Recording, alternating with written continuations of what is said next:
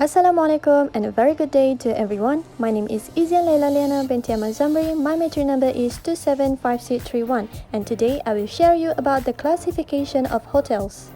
Let's start with introduction first. First and foremost, the word of hotel is gotten from the French, which refers to a French version of a townhouse. The term of hotel was used by the 5th Duke of Devonshire to name a lodging property in London at same point in AD 1760. The word of hotel could have also derived from the hostel, which means a place to stay for travelers. A hotel is defined by British law as a place where travelers can get food or shelter, provided he or she is in a situation to pay for it and is in a fit condition to be received. Next, a hotel may be defined as an establishment whose primary business is to provide lodging facilities to a traveler along with food, beverage, and recreational facilities on the chargeable premise. Then, hotels often provide a number of additional guest services, such as bars, restaurants, healthcare, swimming pools, retail store, business facilities like banquet halls, conference hall, and others. Nowadays, most of the modern hotels provide the basic facilities in a room such as a bed, a cupboard, a conditioner or heater, a bathroom, a small table along with other features like a telephone with STD or ISD facilities, a television set with a cable channel, broadband internet connectivity, and many more. Classification of hotels. Hotels are classified based on several factors such as size, target market, levels of service, ownership and affiliation, and others. Apart from that, the hotels also can be rated based on the crown, star, or diamond system, which depend on its geographic location. First is classification on the basis of size. Hotels with 25 rooms or less are classified as small hotels. For example, Hotel Alka in New Delhi, Oyo Hotel and 5 Heron in Malacca. Then, the hotel that has 26 to 100 rooms are called medium hotels, such as Hotel Tajview in Agra and Sheraton Hotel and Park Avenue Hotel in Malaysia. Next is large hotels that consist of 101 to 300 guest rooms. For example, the Imperial in New Delhi, Kolkata and Westin Hotel. Other than that is the very large hotels, which is more than 300 guest rooms, are First World Hotel in Malaysia, the Venetian and the Palazzo in Las Vegas, and Ismailovo Hotel in Moscow. Next is classification on the basis of target market. The business hotels are the largest group of hotels and they mainly cater to business travelers and are usually located in city center or business district. While business hotels mainly serve business travelers, individual traveler or tour groups, and small conference groups find these hotels attractive. However, the suites hotel are the latest trends and the fastest growing segment of the hospitality and hotel industry. Professionals such as accountants, lawyers, businessmen, and executives find hotel suites very attractive because they can work and even entertain in the area next to the bedroom. Then, the airport hotels typically target business clients, airline passengers with overnight travel delays or cancelled flights, and airline's crew or staff. By then, the resort hotels are typically situated in the mountains, on an island, or in some other exotic and colorful areas from urban communities. Resort hotels provide enjoyable and memorable guest experiences that encourage guests to retreat.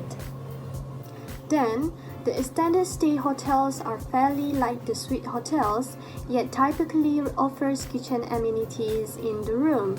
These sort of hotels are for long stayers who need to remain for a week and does not want to spend on hotel facilities. The residential hotels or service apartments are providing a long-term or permanent accommodation for guests. Mostly, guests make a rent agreement for the minimum of 1 month up to a year, with the hotel. Another new type is the timeshare hotels or vacation rentals. The timeshare hotels are the place where the guests who purchase the ownership of accommodation for a particular period. Next is casino hotels. Although the food and beverage operation in the casino are luxurious, but the functions are secondary, and the primary function is the support of casino operation. Last but not least, the market also targets conference and convention center. These types of hotels focus on meeting and conferences and overnight accommodation for meeting attendees. Then the classification on the levels of service. Firstly, the classification on the levels of service is world-class service. These are also called luxury or 5-star hotels.